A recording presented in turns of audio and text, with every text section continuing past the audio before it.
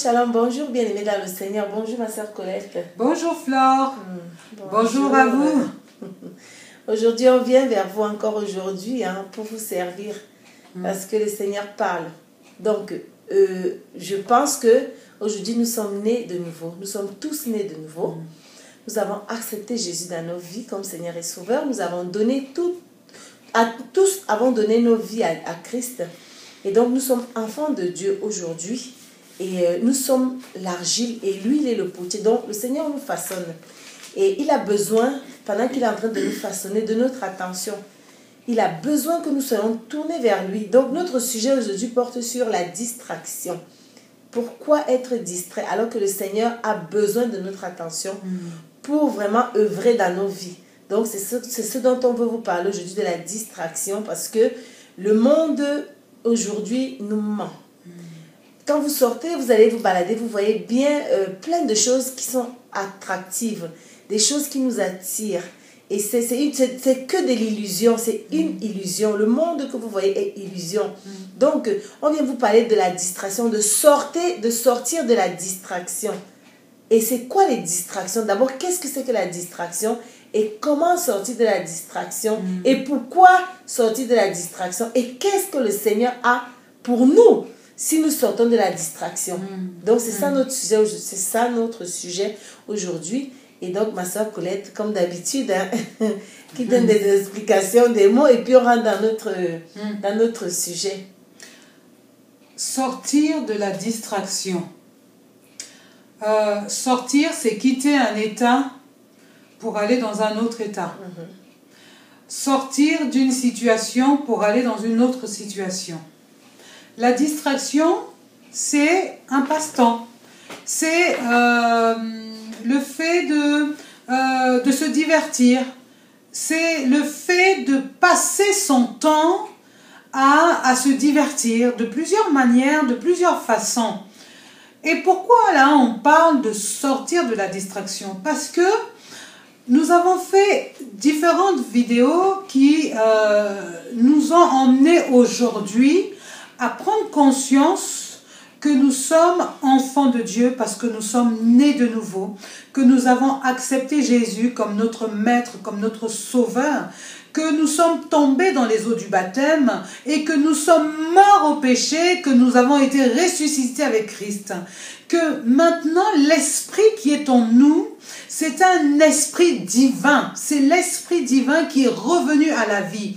Parce que l'esprit qui était en nous avant, il avait la maladie d'Alzheimer. Donc il ne savait pas qui il était. Mais comme Jésus est venu prendre sa place dans nos vies, dans nos cœurs, cet esprit-là, il sait aujourd'hui ce qu'il est. Mais il nous faut savoir que pourquoi nous sommes dans la distraction, c'est qu'en nous, il y a deux entités en fait qui luttent. Nous avons la chair qui lutte et nous avons l'esprit aussi qui lutte. Maintenant, on voit dans l'église ou on voit dans le monde, moi je vais parler dans l'église parce que c'est mon milieu, nous voyons dans l'église plusieurs personnes qui n'avont pas les mêmes distractions. C'est-à-dire, vous allez voir des personnes qui sont à fond les manettes sur l'œuvre de Dieu et d'autres qui sont complètement en dehors, c'est-à-dire qui viennent à l'église qu'une fois, c'est dimanche, ou qui viennent à l'église que pendant les jours de fête, pendant les jours de célébration, Noël, parce que c'est bientôt Noël, Noël, la Pentecôte, toutes les fêtes là. Et on voit ces gens que là, c'est là où ils se rappellent que, oh, mais il y a un Dieu qui existe. Mais aujourd'hui, nous voulons vraiment parler de quelque chose, c'est que tous, autant que nous sommes, sortons de la distraction. Nous devons sortir de la distraction pour faire les œuvres de l'Éternel. Mais quelles sont ces distractions? C'est ça. On en a plein des distractions. Donc, quand on est chez soi, si on n'est pas en train de faire les œuvres de notre papa, nous avons la télévision, on a des programmes télé. Parce qu'il y a des chaînes aujourd'hui qui sont des chaînes édifiantes. On a des chaînes chrétiennes. On a des chaînes où il y a de l'adoration. Il y a des chaînes où on peut retrouver des enseignements. Et il y a des chaînes inutiles, par exemple.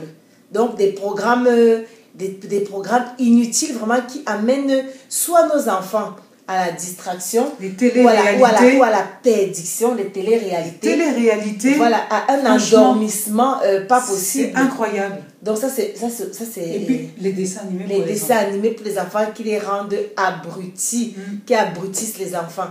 Donc il y a beaucoup de distractions.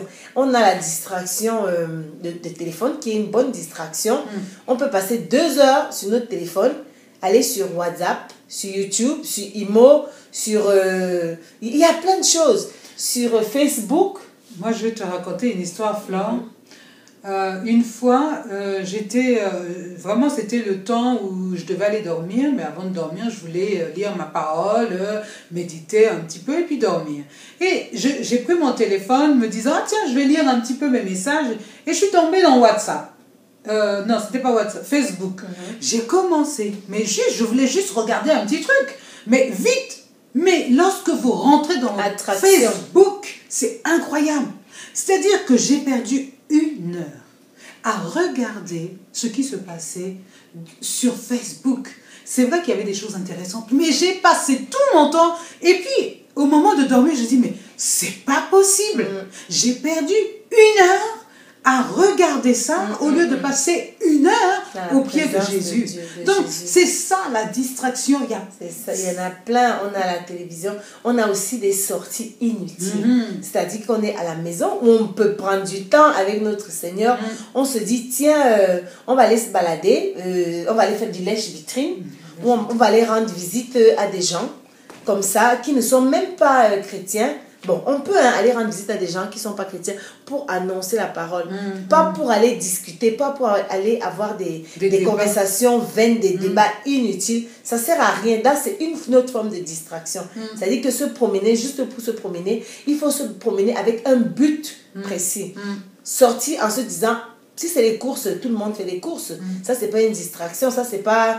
Mais quand on sort et qu'on n'a pas forcément quelque chose de très important à faire et qu'on veut sortir, il faut que cette sortie soit une sortie rentable pour nous, une sortie édifiante pour nous ou pour les autres. Que vraiment notre sortie n'ait pas été une sortie vraiment inutile.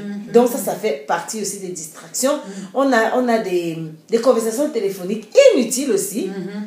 Donc on peut prendre 3 heures de temps à parler de tout et de rien, des habits, du monde, de la pluie et du beau temps. Faire du commérage et passer à côté de la parole de Dieu. On a aussi des excès de travail. C'est-à-dire que des gens qui n'arrêtent pas de travailler, qui travaillent sans cesse, qui se lèvent le matin, même quand ils ne sont pas là au boulot, ils trouvent quand même quelque chose à faire, ils travaillent pour aller chercher de l'argent, ils travaillent sans arrêt et qui passent à côté de la parole de Dieu. On a plusieurs formes de distraction. Oui.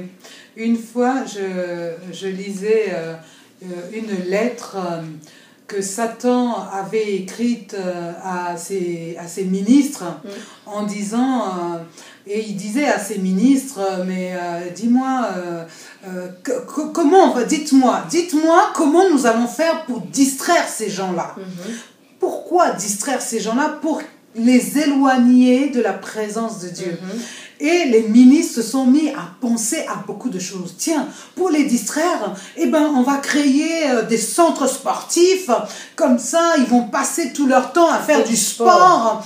On va créer des grands centres de loisirs pour les emmener tous à aller dans ces centres de loisirs. On va inventer, on va les distraire avec les magasins, des grands centres commerciaux pour que toute leur journée, et vous voyez aujourd'hui, quand vous allez dans Paris, vous pouvez rester toute une journée dans un centre de loisirs, dans un centre commercial, il y a tout, mais alors tout, manger, vous divertir, traîner, se reposer, charger même votre téléphone, il y a tout pour que vous puissiez rester vraiment distributeur pour pouvoir retirer et dépenser.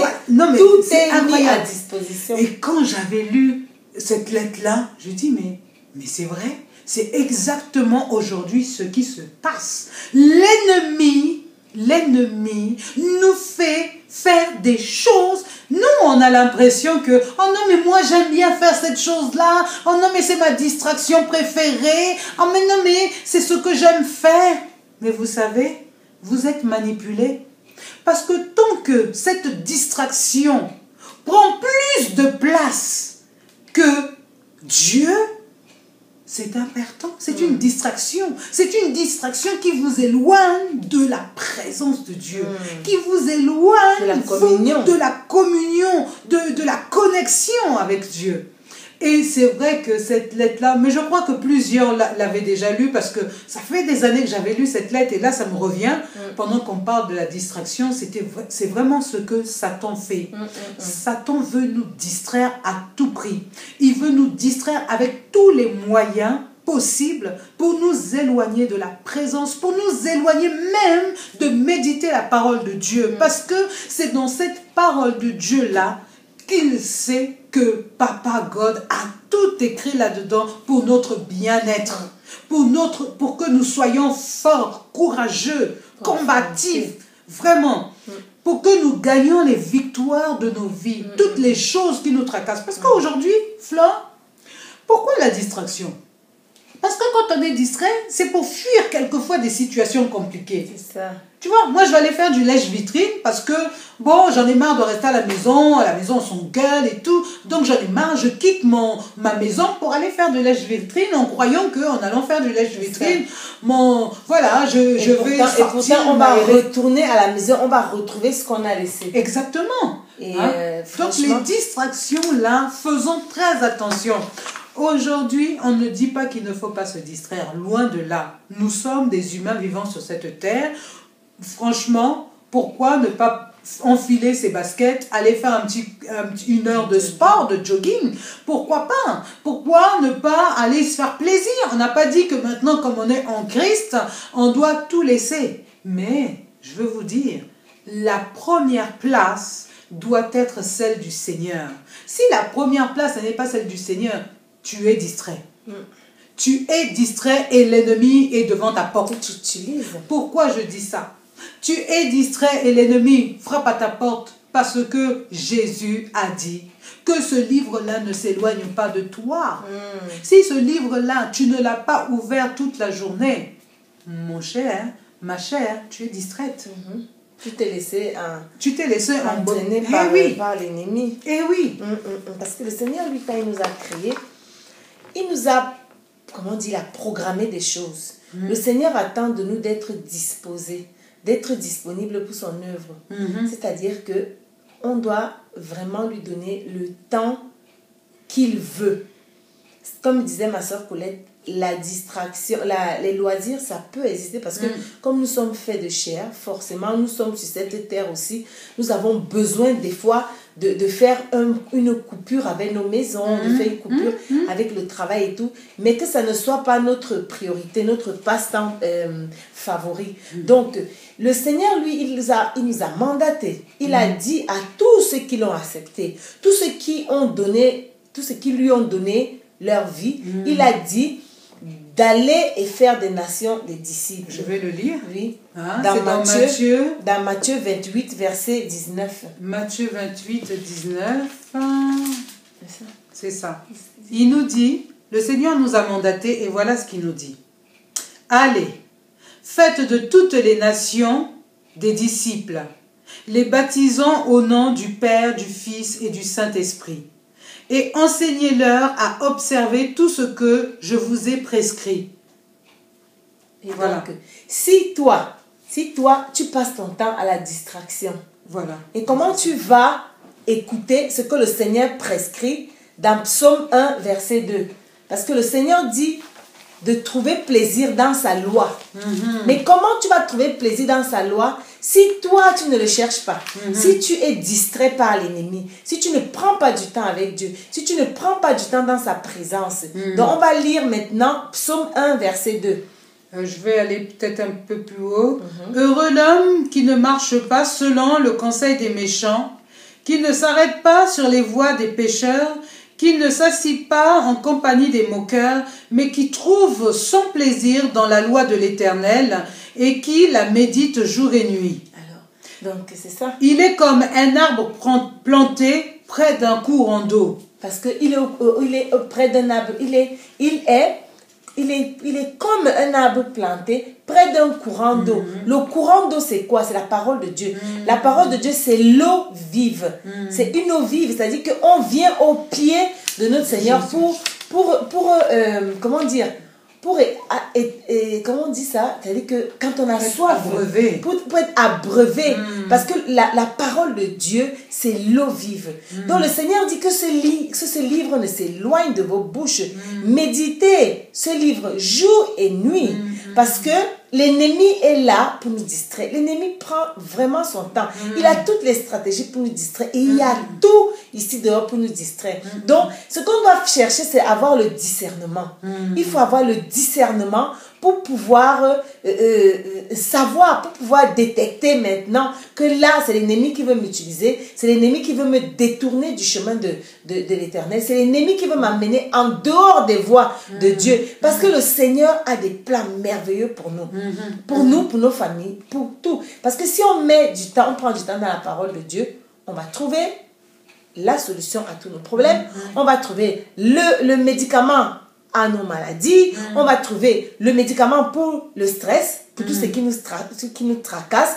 Donc, on aura la solution. Ce qui fait que quand on va se lever aujourd'hui pour aller faire notre distraction, nous serons remplis de la présence de Dieu et que rien ne pourra nous faire tomber. Rien ne pourra nous faire chanceler parce que nous sommes remplis de la puissance divine qui nous a été donnée dans la parole de Dieu. Donc, c'est un peu ça. Moi, je reviens au temps de Jésus parce que si nous parlons aujourd'hui, nous ne parlons pas pour nous. Nous parlons vraiment parce que Jésus a fait une œuvre, et une œuvre extraordinaire. Lorsque je vois Jésus en son temps, il partait. Il était toujours parti. Non pas pour se distraire. Non pas pour se distraire. Vous savez, aujourd'hui, nous sommes la suite de Jésus. Donc, nous devons faire la différence. Il doit y avoir une différence entre les enfants du monde et les enfants de Dieu. On ne peut pas marcher comme ce monde veut que nous marchions. Les choses que Jésus a faites, c'est vraiment l'exemple que nous devons suivre. Il était sans cesse au travail. Il n'a pas perdu du temps. Il ne s'est pas laissé embobiner dans des choses incroyables. Jésus a participé à des mariages.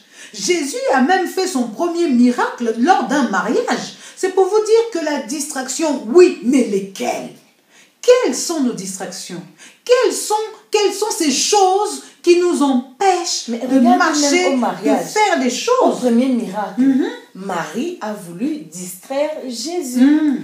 Marie est venue distraire Jésus parce que Jésus a son temps pour accomplir les choses. Il a son temps, le temps qu'il a été imparti, le temps qu'il a été donné pour accomplir ces choses. Et donc Marie vient lui dire que le vin est fini. Et qu'est-ce qu'il a répondu? C'était de la distraction, c'est-à-dire que de faire les choses avant, alors que lui, il avait son plan, il avait ses projets, elle a voulu le distraire. Et Jésus s'est comporté comment? Il a dit, femme, qu'y a-t-il entre toi et moi? Mon heure n'a pas encore sonné. Et quand son heure est arrivée, il a accompli son miracle. Il ne s'est pas laissé distraire. Donc, en fait, c'est ça, c'est ce que nous devons avoir. Nous devons ressembler à Jésus.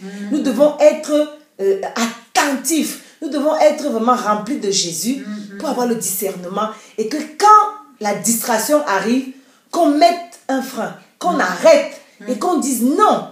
Non. Et aujourd'hui, si on se lève, comme a dit ma soeur Colette, pour vous parler de la distraction, c'est parce que aujourd'hui, nous voyons ce qui se passe, ce que Apocalypse a annoncé est en train de se réaliser. Nous sommes au début. Nous sommes juste au début de ce que Apocalypse a annoncé. Tout ce qu'on voit sur la terre, les temps sont mauvais. Les temps sont mauvais et vous voyez bien ce qui se passe sur la terre. Mais je pense que ce sujet n'est pas un sujet anodin. Ce n'est pas un sujet au hasard. C'est un sujet du temps. C'est un sujet de maintenant. Parce que le Seigneur revient bientôt. Le Seigneur revient bientôt. Est-ce que nous serons prêts? Est-ce que tu es prêt? Est-ce que tu n'es pas distrait? Est-ce que le jour où le Seigneur viendra te chercher, tu ne seras pas en train d'aller faire les lèches vitrines? Est-ce que le jour où le Seigneur viendra te chercher, tu ne seras pas en train de chercher à te rendre belle devant le miroir parce que tu es en train de sortir? Est-ce que ce jour-là, tu ne seras pas en train d'aller dans un centre de loisirs, n'ayant pas sécurisé ta journée, n'ayant pas invoqué le sang de Jésus avant de partir, n'ayant pas pris possession de ta journée, parce que nous avons cette autorité de prendre possession de nos journées en tant qu'enfants de Dieu, en tant que oint de l'Éternel, en tant que la prunelle des yeux de Dieu. Nous avons cette autorité, ce pouvoir de prendre possession de nos journées et d'invoquer les anges qui ont été mandatés pour nous. Nous avons l'autorité de les invoquer. Est-ce que si le Seigneur vient, est-ce que toi, tu seras prêt? Est-ce que tu auras mis tous les garde-fous autour de toi pour que le Seigneur puisse te prendre le jour de l'enlèvement? Telle est la question. Moi, ce que j'aimerais dire en plus de ça, c'est que arrêtons d'être distraits. Même dans l'église, arrêtons d'être distraits.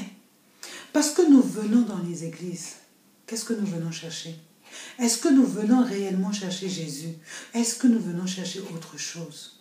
Parce que la distraction aussi, c'est ça. Vous savez, le mandat du Père, c'est celui d'aller et de parler de Jésus. On ne va pas parler de quelqu'un d'autre sinon que de Jésus. Vous savez, lorsque nous sommes distraits là, c'est-à-dire que l'ennemi sait quelle est ta valeur, mon frère, quelle est ta valeur, ma soeur. Tu as été mis sur cette terre pour une œuvre particulière. Tu as été posé sur cette terre pour une œuvre particulière. Donc, lorsque tu perds ton temps à des choses futiles, tu es en train de perdre des âmes qui ont besoin de la parole que Dieu t'avait donnée au commencement, que tu devais aller dire. Donc, l'ennemi, il est au courant de toutes ces choses. Et vous savez, vraiment, prenons au sérieux ce que nous sommes en train de faire pour Jésus. Nous sommes dans l'église, nous devons être actifs dans l'église. Nous devons vraiment promouvoir Jésus-Christ de Nazareth. Il est temps que vraiment nous soyons, qu'on tire la sonnette d'alarme. Parce que nous ne savons pas quand est-ce que Jésus va venir enlever son église. Mais ce que nous savons, c'est que cette parole de Dieu-là, elle nous révèle.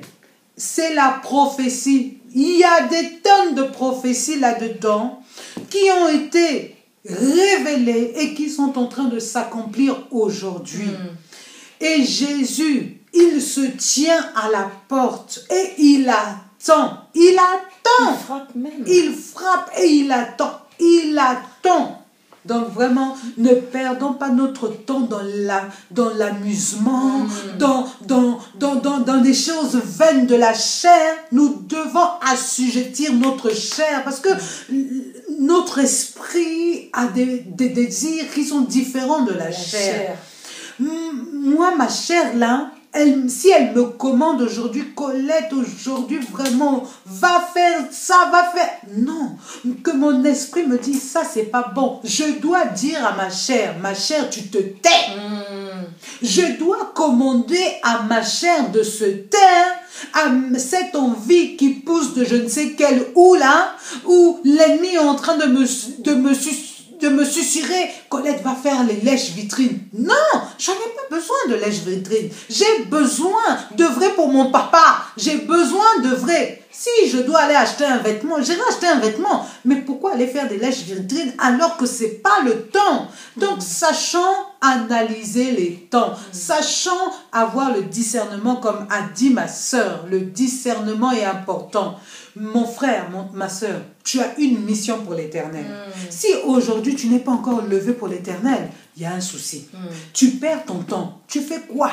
Tu fais des études, oui, tu peux faire des études, mais prends le temps aussi pour ton Dieu. Prends le temps. Là où tu fais les études, tu as une âme qui a besoin de cette voix qui dit parle-lui de moi. Jésus est en train de dire parle-lui de moi parce que les temps sont mauvais. Les temps sont mauvais. Johnny Hallyday n'est pas mort. Il est mort, non?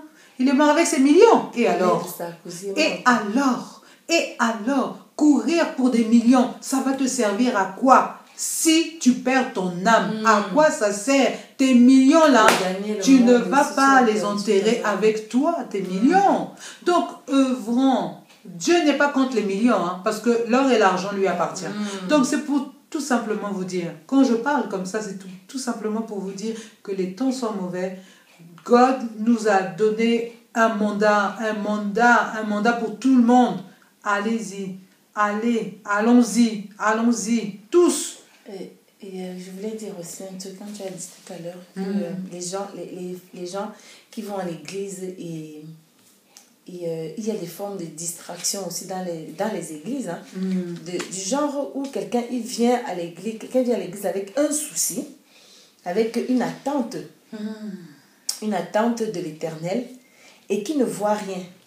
C'est-à-dire que ses prières, toute sa vie n'est centrée que sur son problème, sur son besoin. Et donc, n'a pas un autre regard sur autre chose. Donc, est distrait parce que le message qui est donné passe à côté. Parce que cette personne est dans une attente. Cette personne n'est là que pour recevoir. Ou recevoir un mari, ou une femme, ou recevoir une guérison, ou recevoir du travail. Les gens qui ne partent à l'église que pour recevoir. Et donc là, le Seigneur demande de lui donner la première place. Le Seigneur demande d'avoir la soif de lui, le désir de Dieu. Et de là couleront donc tout ce que le Seigneur a prévu pour nous. Ce n'est pas l'attente, parce que la Bible, le Seigneur demande d'avoir la foi en lui. La foi, c'est des choses qu'on ne voit pas. On espère, on ne voit pas. Et de rester là, l'objectif, c'est-à-dire qu'on sait que c'est déjà là. Sans voir, on sait que c'est là. Et on reste, on garde les yeux figés, fixés vers Dieu. Et on continue là-dedans. Et là, c'est une autre forme de distraction. Donc, ayez la soif de Dieu. Cherchez ardemment qui est Jésus. Cherchez Jésus. Et si vous ne savez pas comment chercher Jésus, cherchez des enseignements. Il y a des enseignements, il y a des prédicateurs, il y a des gens qui sont là pour enseigner, pour chercher, pour vraiment retrouver Jésus, le véritable. Parce que Jésus est le chemin, la vérité et la vie. Et celui qui accepte Jésus, celui qui accepte suivre ce chemin, a tout gagné. A tout gagné. Donc, de sortir de la distraction de toutes sortes, parce que les distractions, il y en a plusieurs. On ne pouvait pas citer toutes les distractions, il y en a plusieurs. J'ai le psaume 37 au verset 4 qui dit « Fais de l'Éternel tes délices et il te donnera ce que ton cœur désire. Fais de l'Éternel tes délices et il te donnera ce que ton cœur désire. » Vous savez, nous avons un Dieu qui est jaloux. Et on parle souvent des idoles. Un idole, c'est quelque chose que l'on a pris en affection, que l'on aime, et que sans lui, ma vie ne vaut plus rien. Et dans nos vies, nous avons fait de nos vies plein de petites idoles. Quelquefois, on ne s'en rend même pas compte que cette chose est devenue pour moi un idole. Une idole, excusez-moi, une idole. Et lorsque je vais dans l'église, je ramène cette idole-là avec moi. Et l'Éternel, il dit, mais non, parce qu'en toi, il y a quelque chose qui t'accapare. Ne partage pas. Il y a quelque chose en toi qui prend toute la place. Et comme cette chose en toi prend toute la place, moi, je ne peux pas me manifester. Parce que je ne suis pas un Dieu qui partage. Je suis jaloux. Et quand il te regarde, il ne peut même pas te donner. Parce que il n'y a pas de place dans ton cœur. C'est pour cela que quand on vient à l'église, que quand on cherche Dieu, que quand on veut recevoir de Dieu, faisons d'abord le ménage dans nos cœurs. Parce que tant qu'on ne saura pas que le Dieu que nous prions est un Dieu jaloux, qui ne veut pas nous partager, contre qui que ce soit. Vous savez, les idoles, il y en a beaucoup. Hein. Un bijou peut être un idole pour nous. Une idole pour nous. Oh là là, je m'embrouille avec les idoles. Donc, peut-être une idole pour nous. Un bracelet, un sac, une coiffure, le maquillage, l'habit. J'aime tellement m'habiller que pour moi, je ne pourrais jamais aller à l'église en jean ou en je sais pas quoi parce qu'il faut que je paraisse. Il faut que je paraisse. Et faire, c'est ça les idoles. Il y en a trop. Essayons de voir. C'est aussi une sorte de distraction. Celle de s'intéresser à quelque chose plus qu'à Dieu. C'est ça. C'est ça, mes frères et sœurs. Jésus revient bientôt. Jésus revient bientôt. Et il dit, est-ce que je trouverai de la foi? Lorsque Jésus va revenir, il va juste regarder notre cœur. Qu'est-ce que cette personne aime plus que moi? Qu'est-ce que tu aimes plus que Jésus? Réfléchis. Qu'est-ce que tu aimes plus que Jésus? Dans quoi tu peux mettre des 1000 et des 1000 d'euros plus que Jésus? Dans quoi est-ce que tu peux prendre beaucoup de temps dans la journée? Essaie d'analyser la journée, aujourd'hui ta journée. Dans quoi as-tu passé plus de temps? Est-ce que le temps que tu as passé, est-ce qu'il est égal au temps que tu as passé avec Jésus? S'il n'est pas égal, sache que voilà ton idole. Et il ne doit même voilà pas être égal. Dieu doit être même au-dessus. Il doit être au-dessus. Le Seigneur ne doit pas être, il ne doit pas faire partie de nos priorités. C'est-à-dire que le Seigneur est la priorité et puis le reste vient maintenant en classe. On classe maintenant les autres choses. Dieu ne doit pas faire partie de notre classement. Il ne doit pas faire partie du classement du tout. Il est le Seigneur, il est le Dieu, il est l'alpha et l'oméga, il est le début et la fin de la journée de nos vies. Il est le Dieu suprême. Et maintenant, le reste, notre journée, tout ce qu'on veut faire, c'est la planification maintenant. Dieu n'est pas dans la planification. Il n'est pas dans la planification. Il est au début. Donc, c'est ça que nous devons avoir en tête. C'est notre façon d'être, c'est notre façon de vivre. Nous devons avoir cette mentalité maintenant. C'est-à-dire que nous sommes nés de nouveau, nous sommes enfants de Dieu. Aujourd'hui, nous nous appelons enfants de Dieu. Nous sommes, nous sommes saints. La Bible dit que nous sommes saints. Alors si on est saint, on marche avec un saint qui est notre papa, le Saint-Esprit qui vit au-dedans de nous, doit nous donner exactement la priorité. C'est-à-dire qu'on n'a plus notre vie ne doit plus être une vie désordonnée. On ne doit plus avoir une vie désordonnée. On ne doit plus nous trouver dans les bars, comme la chanson du monsieur dit, ne me cherchez plus là-bas, j'ai changé d'adresse, j'ai changé d'adresse, je suis une nouvelle créature,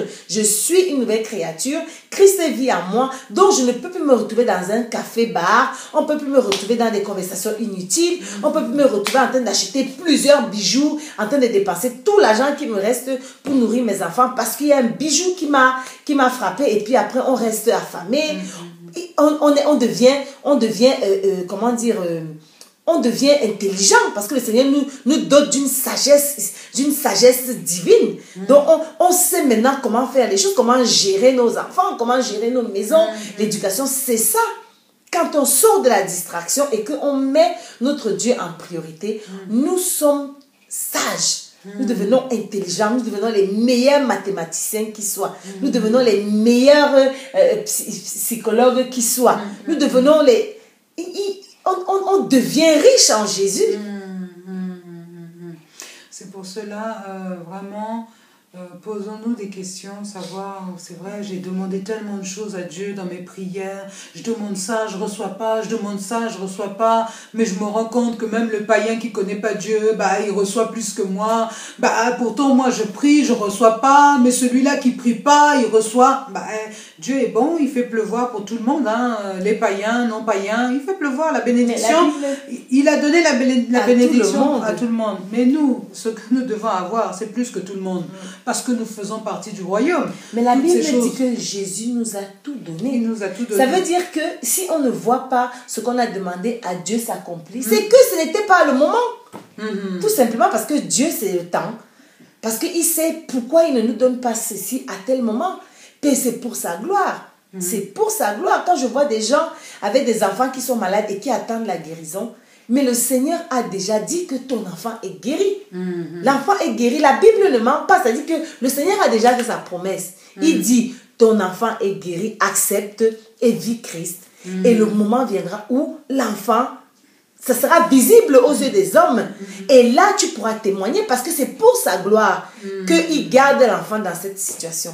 Ou alors le travail, ou pour toutes les situations de nos vies. Donc, le Seigneur a déjà tout donné. Et c'est ça, dans la prière, quand tu pries en regardant l'autre, le Seigneur n'est pas d'accord. Parce qu'il y a des choses qui plaisent pas à Dieu. Quand tu regardes l'autre, c'est que tu es en train d'envier l'autre. Envier, c'est ça. Et donc, quand tu envies l'autre, c'est ce qu'on disait, ton cœur n'est plus tourné à Jésus, voilà. mais ton cœur est tourné à ce que tu vois. Donc, en fait, la trajectoire de ta prière est faussée. Tu viens prier pour quelque chose parce que tu envies l'autre, parce que tu as regardé l'autre à ça, moi aussi, tu es distrait. Tu es distrait. Ne soyons plus distraits. Vraiment, ne soyons plus distraits. Prenons le temps au pied de Jésus. Vraiment, Jésus, là, il est en train de frapper à nos portes. Changez la trajectoire de vos regards. Ne regardez plus aux choses, n'enviez plus.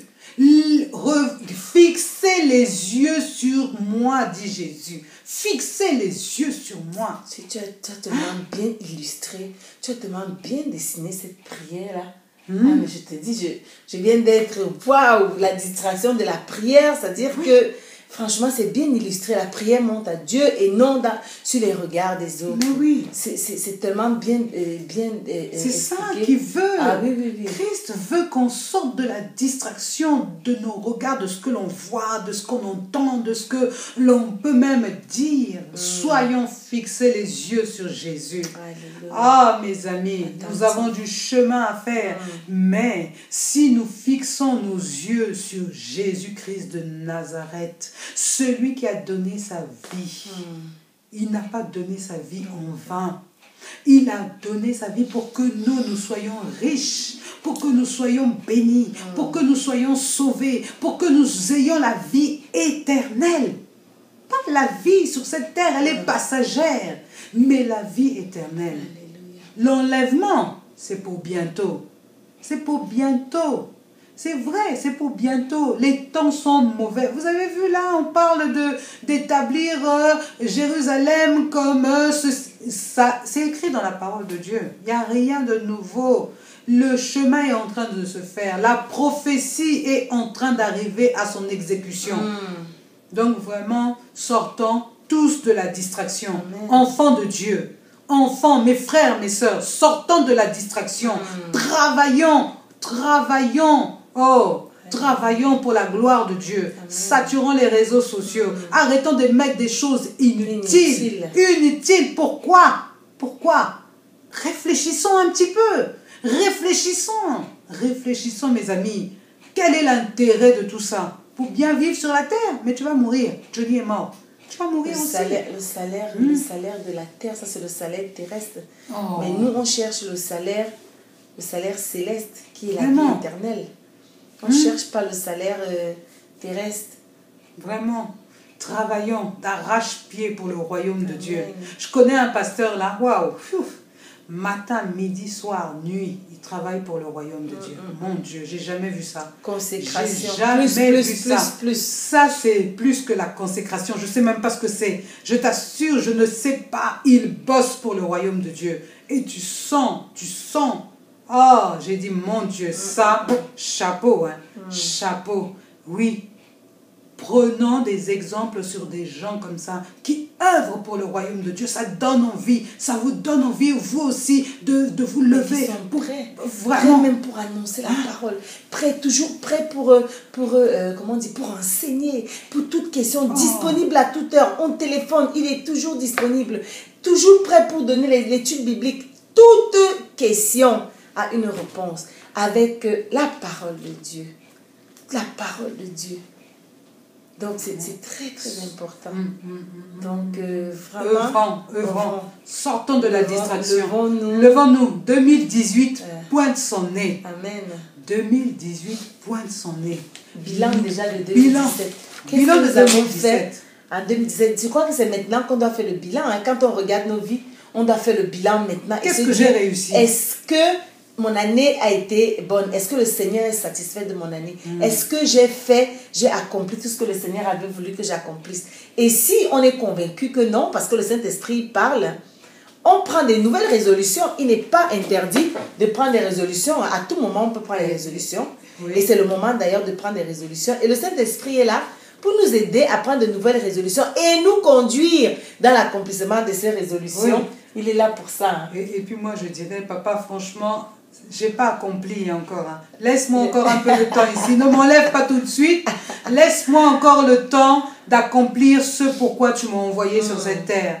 Et je ne vais pas te décevoir. Amen. Je ne vais pas te décevoir, mon Dieu. Laisse-moi encore un peu le temps. On peut faire une telle prière parce que je n'ai pas encore accompli ce que tu m'avais révélé de faire. Mais je sais que ton amour est tellement bon que tu ne m'enlèveras pas tout de suite, Seigneur. Laisse-moi encore un peu de temps. C'est une prière. Quand on voit que vraiment, toute cette année, ça a été une année perdue, faisons des prières qui impactent le cœur de Dieu. Ne faisons pas des prières hostiles. Ah, Seigneur, non, faisons des deals avec le Seigneur. Mais ça me rappelle justement le deal de maman Hortense Karambiri qui a parlé de la dame qui avait fait, qui avait été enlevée. Et du coup, le Seigneur lui demande, elle a commencé à dire au Seigneur, elle ne veut pas mourir, elle veut retourner sur la terre. Le Seigneur lui demande, mais pourquoi veux-tu retourner sur la terre? Elle dit, parce que j'ai laissé mes enfants. Il dit, mais non, il y a sur la terre, il y a plein d'orphelins. C'est pas grave, ils vont être élevés par d'autres personnes. Et elle dit, non, je veux retrouver mon mari. Il dit, mais il y a des veuves sur la terre. Et elle dit, pour aller annoncer ta parole, pour gagner les âmes pour toi. Le Seigneur dit, ok, d'accord, je te laisse aller gagner des âmes. Et elle est revenue à la vie. Et elle avait raté son deal. Parce qu'elle a repris le cours de la vie, elle a oublié le deal. C'est quand elle est retombée malade que elle a été vue par maman Hortense Karambiri qui a eu cette révélation et lui a posé la question. Et du coup, elle a dit que voilà, effectivement, elle avait fait ce deal avec Dieu. Et la dame lui a dit, reprends ton deal. Le Seigneur, il n'est pas... il peut toujours, le Seigneur peut toujours accepter le deal. Elle a repris son deal, elle a eu la guérison et elle a continué donc à gagner les âmes. Amen. Donc ça, c'est une prière. On peut faire des deals avec Dieu, dire, Seigneur, moi, je ne veux pas mourir maintenant. Je veux gagner des âmes. Je veux encore œuvrer pour toi. Et le Seigneur, il est prêt. C'est tout ce que le Seigneur veut. Aller annoncer, aller et faire des nations des disciples. Il n'attend que ça. Amen. Amen. Alléluia. Ah, c'est bon, c'est bon. Vraiment, j'espère que nous nous sommes bien édifiés les uns les autres. Vraiment, c'est par amour que nous partageons ça, parce que vraiment, l'enlèvement, oui, ça vient et soyons nombreux. Parce que papa a préparé énormément de belles maisons au paradis. Amen. Et ces maisons... Elles sont inhabitées. Voilà, parce qu'il y a peu d'élus, peu de personnes. Nous devons tous y aller. Personne ne doit rester sous le joug de l'esclavage de l'ennemi. Personne ne doit rester attaché, esclave de l'ennemi, esclave de la distraction. C'est-à-dire, sans cette distraction, je ne peux pas vivre, je ne peux pas respirer. Non, là, c'est l'idole, c'est un idole. Et donc, c'est une idole. Et donc, comme c'est une idole, c'est foutu pour toi. Sors de là, vite. Je ne sais pas pourquoi on parle de ça. Mais vous savez, le Seigneur n'envoie jamais ses servantes pour ne rien dire. Lorsque ces servantes que nous sommes, nous nous levons, c'est pour dire quelque chose. Et nous disons aujourd'hui, pour vous, mais aussi pour nous, sortons de la distraction. Travaillons d'arrache-pied pour le royaume de Dieu. Et Papa Gold sera content. Amen. Il sera content. Alléluia. Et franchement, nous avons notre place. Ne perdons pas le temps. Vraiment, gagnons le temps. Gagnons. Courons après le temps. C'est une course que nous sommes en train de courir là. Plus que jamais. Allons-y, travaillons, œuvrons. Amen. Pour la gloire de Dieu. Alléluia. Amen. Soyez bénis. Et si on ne se voit pas, écoutez, on vous souhaite bonne année, bonne santé, vraiment que Dieu vous bénisse, que Dieu vous comble de toutes les bénédictions, vraiment qu'il a en réserve pour vous. Des grands cadeaux spirituels vous attendent. Ne vous empêchez pas de les saisir par la foi. N'hésitez surtout pas. Demandez-lui avec foi et marchez dans la sanctification, dans la purification. Éloignez de vous le péché. Faites taire les désirs de votre chair. Gagnez en maturité. Parce que c'est ça. Plus je gagne en maturité, plus je rentre pas à pas dans le royaume de Dieu. Amen. Donc vraiment, soyons réconfortés. Je reçois toutes ces prières-là. Amen. Merci. Amen. Merci Seigneur. Merci. Au revoir. Ça est béni.